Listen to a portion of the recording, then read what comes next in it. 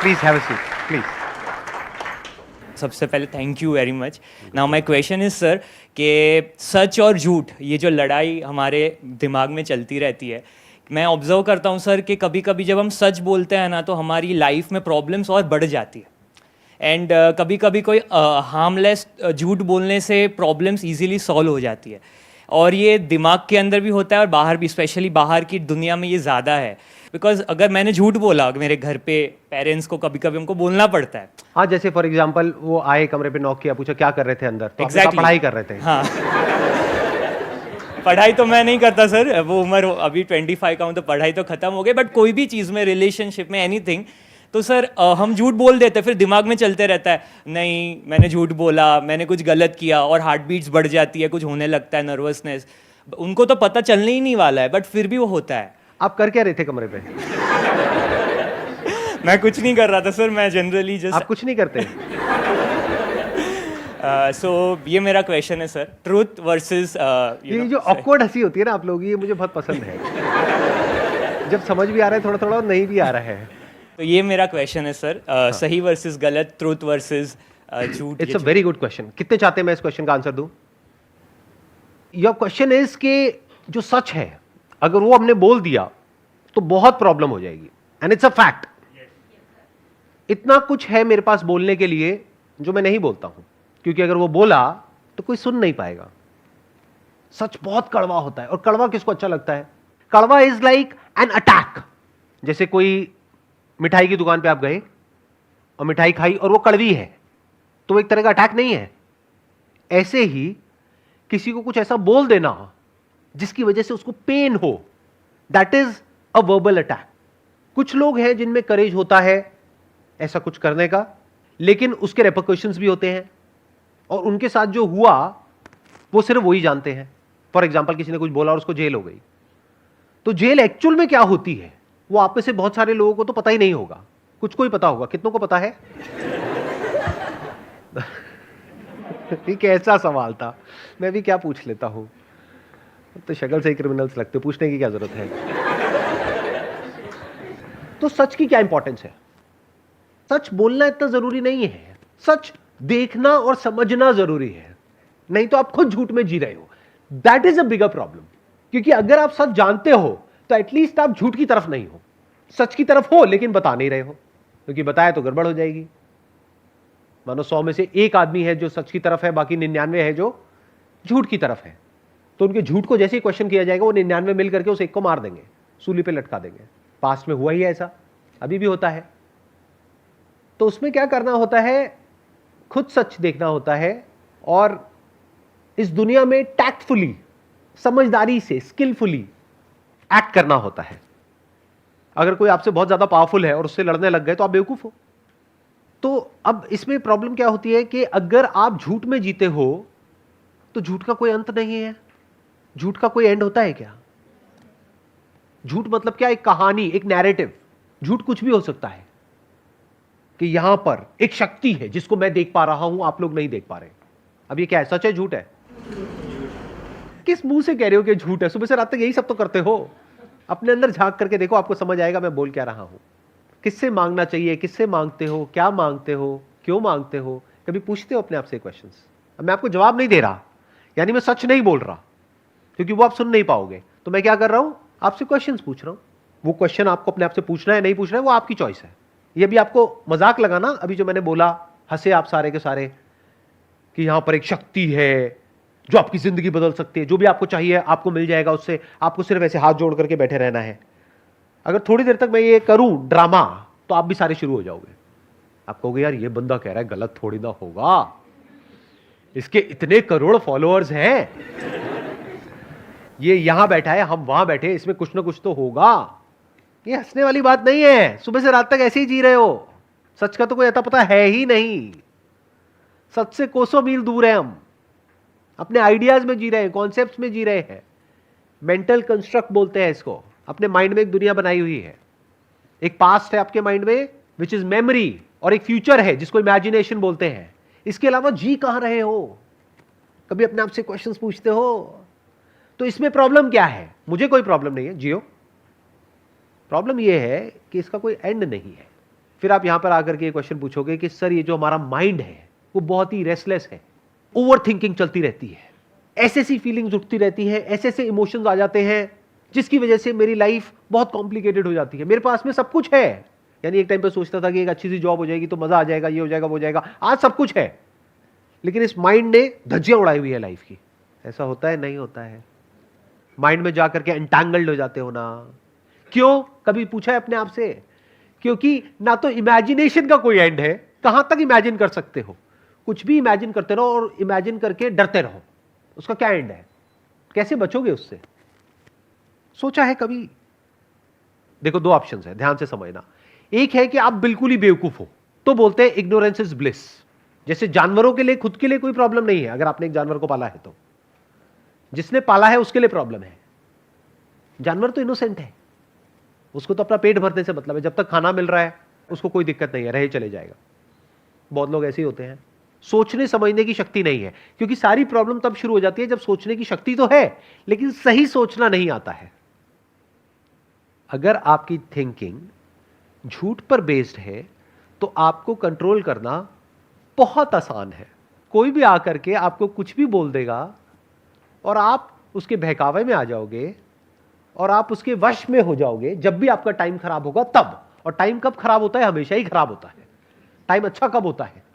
आप में से कौन है जिसकी लाइफ में बहुत अच्छा टाइम चल रहा है? हाथ ऊपर करना जरा। ज्यादा टाइम तक रहने वाला नहीं है। सब कुछ अनित्य है, यानी सब कुछ टेम्पररी है। अच्छे के बाद बुरा आता है, बुरे के बाद अच्छा आता है। बट जो हमारी अंडरलाइंग स्टेट है वो बुरी ही होती है, क्योंकि जो मिल जाता है वहां पे ध्यान नहीं जाता है। जितनी सैलरी मिल जाती है वहां पे ध्यान जाता है, या जो नहीं मिली है उस पे ध्यान जाता है, या जो साथ वाले को ज्यादा मिल गई है वहां ध्यान जाता है। जो अभी हेल्थ परफेक्ट है वहां ध्यान जाता है, मतलब हाथ पैर आंखें कान नाक सब कुछ सलामत है, वहां ध्यान जाता है, या हल्का सा दांत में कहीं पे दर्द हो रहा है वहां ध्यान जाता है। समझ गए क्या होता है? This is life. तो अब थोड़ा ध्यान से समझते हैं। प्रॉब्लम्स दो तरह की है, एक है फिजिकल, एक है साइकोलॉजिकल। फिजिकल प्रॉब्लम्स के लिए क्या चाहिए? पैसा चाहिए। कैसे चाहिए? वो आप अपनी कैपेबिलिटी देखो, अपना फैमिली बैकग्राउंड देखो, अपनी सिचुएशन देखो, खुद सोल्यूशन निकालो। उसमें मैं या मेरे जैसा कोई भी कुछ नहीं कर सकता। और जो आकर के आपको कह रहा है कि मैं आपकी लाइफ बदल दूंगा, तो वो आपको बेवकूफ बना रहा है। इस बात को समझ जाओ, जितनी जल्दी समझ सकते हो उतनी जल्दी, क्योंकि कोई भी आपको पैसा कमा करके नहीं देगा। आपकी बड़ी गाड़ी आए ना आए, उसकी बड़ी गाड़ी पक्की है, अगर आप उसकी बातों में आ गए तो ये दुनिया बहुत ही कनिंग है, बहुत सेल्फिश है, पूरी तरह से अंदर से करप्ट है। करप्शन आप लोगों की, हमारी सबकी नस नस में दौड़ रहा है। यहां पर कितने हैं जो गवर्नमेंट जॉब की तैयारी कर रहे हैं? चलो मान लेते हैं कि अभी आप तैयारी कर रहे हो और आपकी गवर्नमेंट जॉब लग जाती है।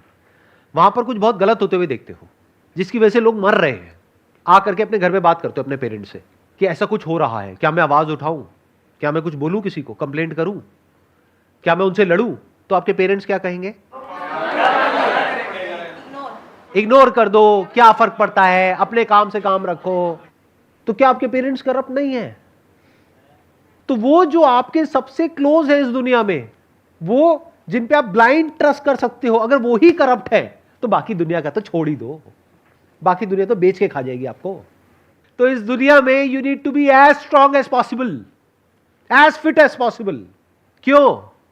इसलिए नहीं कि सामने वालों को डोमिनेट करना है या अपनी उस पावर को, अपनी उस पोजीशन को यूज करना है सामने वालों को दबाने के लिए, उनको डराने के लिए, उनका टॉर्चर करने के लिए। इसलिए नहीं, इसलिए कि ये दुनिया आपका टॉर्चर ना कर सके, ये दुनिया आपको ना दबा सके, ये दुनिया आपका नाजायज फायदा ना उठा सके। इसलिए you need to be as fit as you can. Survival of the fittest is the law of this universe. अभी जैसे आपने बोला था लॉ ऑफ सर्वाइवल फिटेस्ट वाला लाइन, तो सर जब भी ये लाइन दिमाग में आती है तो ऐसा लगता है कि जैसे फिर सही गलत का सारा डिफिनेशन ख़त्म हो गया। क्योंकि अभी जैसे आपने एग्जांपल दिया था कि आप गवर्नमेंट जॉब कर रहे हो, वहाँ पे आप देख रहे हो कि कुछ गलत हो रहा है, लेकिन ये हमको पता है जो गलत कर रहा है वो इस टाइम पे पावरफुल आदमी है, ठीक है। तो सर फिर जब हमको ऐसा लगने लगता है कि यही है, अभी तो ये पावरफुल है, लॉ ऑफ सर्वाइवल इसके लिए काम कर रहा है क्योंकि वो उसने खुद को पावरफुल बनाया है, कोई उसको तो टॉर्चर नहीं कर सकता। तो ऐसा लगता है कि सर फिर हम भी यही सब करें जो ये कर रहा है, हम यहाँ पे पहुंचे तो हमारे लिए भी लॉ ऑफ सर्वाइवल काम करेगा। सर्वाइवल ऑफ द फिटेस्ट मतलब क्या? कि आप इतने कैपेबल हो कि आप कुछ भी करके कहीं से भी कितना भी पैसा कमा सकते हो, तब आप एक्चुअल में कैपेबल हो। अगर किसी पे डिपेंड हो तो आप कैपेबल कहां हो? तब तो आप कठपुतली हो। कड़वा है लेकिन सच है। सर्वाइवल ऑफ द फिटेस्ट बिल्कुल लेमैन लैंग्वेज में बोला जाए। महाभारत देखी है आप सबने? कितनों ने देखी है? हाथ ऊपर करो। सबने देखी है। उसमें दो वर्ड्स के बारे में आपने सुना होगा, धर्म और अधर्म। एंड में जीत हमेशा सच की होती है। सच की होती है, धर्म की होती है। ऐसा क्यों? अगर आप एक सही रास्ते पे चलोगे लाइफ में, तो आपका माइंड इस लायक होगा कि आप लाइफ की जो हायर पॉसिबिलिटीज है, जो हायर लेवल की नॉलेज है, उसको समझ पाओगे। अगर गलत होगे या गलत लोगों के साथ में जुड़े हुए होगे तो धीरे धीरे आप भी वैसे ही हो जाओगे। तो अगर कोई सही बात भी करेगा तो आपको समझ ही नहीं आएगी।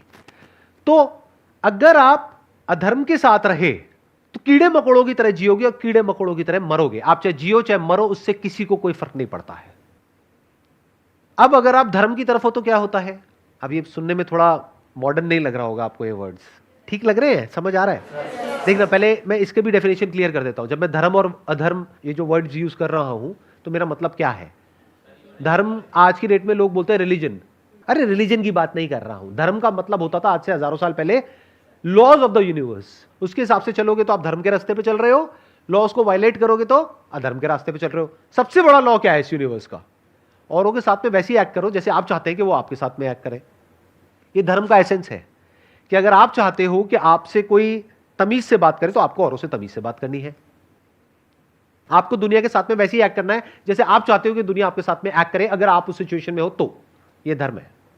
जो आदमी सही रास्ते पे चल रहा होता है उसके अंदर डर नहीं होता है, उसकी सेल्फ एस्टीम हाई होती है, वो सेंसिबल होता है, वो ये समझ सकता है कि सही क्या है गलत क्या है, इसके बीच में वो फर्क देख सकता है। इस फर्क को देखने को इंटेलिजेंस कहते हैं, यानी वो इंटेलिजेंट होता है, वो वाइज होता है। तो जो इंसान इंटेलिजेंट है, वाइज है, वो जो हमारे स्क्रिप्चर्स है, वेद है, उपनिषद है, उनको समझ सकता है। कहते हैं ना, एंड में जीत हमेशा धर्म की होती है, सच की होती है। तो जीत क्या है और हार क्या है जिंदगी के मकसद से? कौन जीता कौन हारा? करोड़ों अरबों लोग आए आपके जैसे इस दुनिया में, आए और चले गए, किसी को कोई फर्क पड़ा? तो उसमें से कौन जीता कौन हारा? सोचो, कभी दिमाग लगाओ इस तरीके से मेरे प्यारे खचरों। सोचते क्यों नहीं हो? बिजी हो क्या अपने चिंदी कामों में? थोड़ा तो वक्त निकालो ना अच्छी चीजें सोचने के लिए। कौन जीता इस जिंदगी में और कौन हार गया? जिंदगी का जो हाईएस्ट पॉसिबिलिटी है, ह्यूमन होने का जो एक्चुअल में मतलब है, जिसने उस पॉसिबिलिटी को एक्सप्लोर कर लिया और जिसने उसको अचीव कर लिया, वो जीत गया, बाकी सब हार गए। तो करोड़ों अरबों खरबों लोग हार गए और कुछ लोग जीत गए। कौन है वो कुछ लोग जो धर्म के रास्ते पे चले? अगर आप एक पक्षी हो तो आपकी लाइफ का पर्पस क्या है? उड़ना। अगर वो पक्षी उड़ ही ना पाए पूरी जिंदगी, जमीन पे ही जिया जमीन पे ही मरा, तो क्या कहेंगे? वो जीता या हारा? हार गया। ऐसे ही इंसान की जिंदगी की हाईएस्ट पॉसिबिलिटी क्या है जो जानवर नहीं कर सकता? ऐसा क्या है जो इंसान कर सकता है? इंसान खुद को जान सकता है, जानवर खुद को नहीं जान सकता, क्योंकि जानवर एक क्वेश्चन ही नहीं पूछ सकता, हु एम आई। तो ये क्वेश्चन आप पूछ सकते हो और आपके अंदर वो इंटेलिजेंस है कि इस क्वेश्चन के एंड तक आप जा सकते हो। ये है जीत, बाकी सब है हार। और जिंदगी में जीतने के लिए आपको धर्म के रास्ते पे चलना होगा। धर्म के रास्ते पे वो नहीं चल रहा है जो आलसी है, धर्म के रास्ते पे वो चल रहा है जो मेहनत करता है, हार्ड वर्क करता है, स्मार्ट वर्क करता है, कुछ भी करके लाइफ में आगे बढ़ रहा है, अपने आप को स्ट्रांग बना रहा है। ना वो दुनिया का भला कर रहा है, ना वो दुनिया का बुरा कर रहा है। ध्यान से सुनना मेरी इस बात को। जैसे दुनिया का बुरा करना अपने आप में एक कीड़ा है, ऐसे ही दुनिया का भला करना भी अपने आप में एक कीड़ा है। ये लोग बड़े खतरनाक होते हैं। अपना भला कर लो, एक्चुअल में जो भला है, यानी जान लो कि आप क्या हो, उसके बाद इस दुनिया को जो आपसे चाहिए होगा ना, वो दुनिया ले लेगी। ऐसा कोई ना कोई इंसान आ जाएगा जो आकर के ऐसा उल्टा पुल्टा एक क्वेश्चन पूछ लेगा और कुछ बोलना पड़ेगा, नहीं तो क्वेश्चंस वही होंगे जो हमेशा होते हैं। और फिर आप क्या कहोगे कि जितने भी क्वेश्चंस हैं उन सबके जवाब तो आपने दे दिए हैं, सारे क्वेश्चंस कवर कर लिए हैं। अरे असली क्वेश्चन पूछा भी है कभी? अगर सही क्वेश्चन पूछोगे तभी सही जवाब मिलने की पॉसिबिलिटी है। अगर इस क्वेश्चन को आप अपने आप से पूछते हो, हु एम आई, और इसके जवाब तक पहुंचने भी लग जाते हो, तो आप देखोगे आपकी थिंकिंग में एक रेडिकल चेंज आएगा। झूठ धीरे धीरे हटता चला जाएगा लाइफ में से, और जो सच है वो आपके सामने होगा।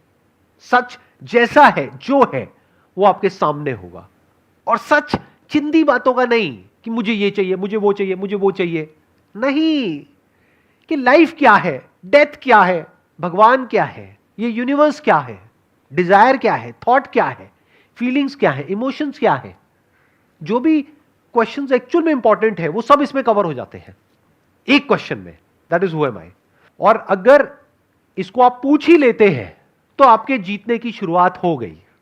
यही कह लो कि अगर आपने सिंसियरली इस क्वेश्चन को अपने आप से पूछ लिया है और इसका आंसर ढूंढ रहे हो तो आप जीत गए। आगे आंसर मिलेगा नहीं मिलेगा उसको छोड़ दो, आंसर क्या मिलेगा और कौन बताएगा आपको कि जो आपको आंसर मिला वो सही है गलत है। एक ढंग का क्वेश्चन तो पूछा। एक साइंटिस्ट वो नहीं होता है जो आंसर देता है, आंसर तो लेक्चरर देता है। साइंटिस्ट वो होता है जो क्वेश्चन पूछता है। तो आप एक साइंटिस्ट हो। किसके साइंटिस्ट हो? लाइफ के साइंटिस्ट हो, अंदर की दुनिया के साइंटिस्ट हो। और अगर वो हो तो इंसान होने का जो हाईएस्ट गोल है वो आपने अचीव कर लिया है। साइंटिस्ट दो तरीके के होते हैं ना, एक बाहर की दुनिया के और अंदर की दुनिया के। तो अगर आप बाहर की दुनिया में साइंटिस्ट बनते हो तो अवार्ड मिलेंगे, पैसा मिलेगा। अंदर की दुनिया में साइंटिस्ट बनते हो तो उससे क्या मिलता है? एक पीसफुल माइंड मिलता है। आपको पहली बार समझ आता है कि साइलेंस क्या होता है। आपको पहली बार समझ आता है कि प्रेजेंट मोमेंट होता क्या है। आपको समझ आता है कि मैं वो नहीं हूं जो मैं खुद को समझ रहा था। मैं कोई चिंदी आदमी नहीं हूं इस इतने बड़े यूनिवर्स में। ये पूरा यूनिवर्स मुझ में है। ये बातें बोलने में भी मुझे अजीब लगता है क्योंकि मुझे पता है सब ऊपर से जाएगी। Wish you all the best. Pleasure meeting you all. Thank you so much.